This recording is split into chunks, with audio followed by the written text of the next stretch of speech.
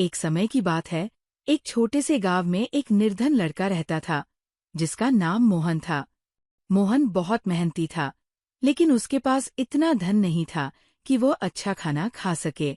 वह दिन भर खेतों में काम करता और जो थोड़ा बहुत अनाज मिलता, उसी से गुजारा करता। एक दिन जब मोहन जंगल में लकड़ियां बटोरने गया, तो उसने देखा कि एक बूढ़ा साधु एक पेड़ के नीचे बैठे ध्यान कर रहा था।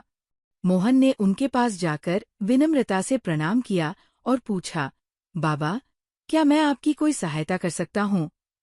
बूढ़े साधु ने मुस्कुराते हुए कहा, बेटा, तुम बहुत दयालु हो। मैं तुम्हें एक वरदान देना चाहता हूँ। ये कहकर साधु ने एक छोटी सी हरी घास की डली मोहन को दी और बोले, ये जादुई घास है। इसे जैसे ही किसी बर्तन में डालोगे, वो स्वादिष्ट भोजन से भर जाएगा।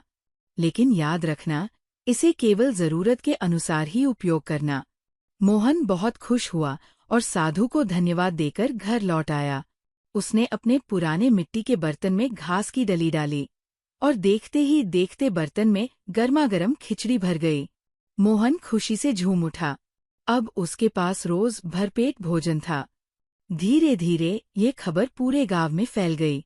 गांव के लोग मोहन के पास आने लगे और वह सबको भोजन खिलाने लगा। लेकिन गांव का लालची जमींदार ये देखकर ईर्ष्या करने लगा। एक रात जब मोहन सो रहा था, जमींदार ने चोरी छिपे उसकी जादुई घास चुरा ली और अपने महल में ले जाकर एक बड़े बर्तन में डाल दी। लेकिन जादुई घास ने उसकी लालच को पहचान लिया। बर्तन में खिचड़ी तो बनी, लेकिन जब जमींदार ने खाना शुरू किया तो बर्तन खाली नहीं हुआ। खिचड़ी बाहर गिरने लगी और पूरे महल में फैल गई। देखते ही देखते पूरा महल खिचड़ी से भर गया। जमींदार घबरा गया और भागता हुआ मोहन के पास आया। मोहन, कृपया मेरी मदद करो।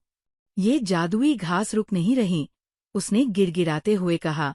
मोहन मुस्कुराया और बर्तन को छूकर बोला, अब बस करो। और अचानक बर्तन खाली हो गया। जमींदार को अपनी गलती का एहसास हुआ और उसने मोहन से माफी मांगी।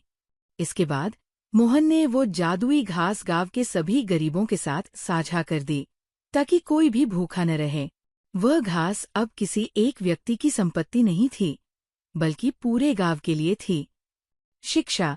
इस कहानी से हमें ये सीख मिलती है कि लालच का परिणाम हमेशा बुरा होता है, लेकिन दूसरों की भलाई करने से खुशियां बढ़ती है।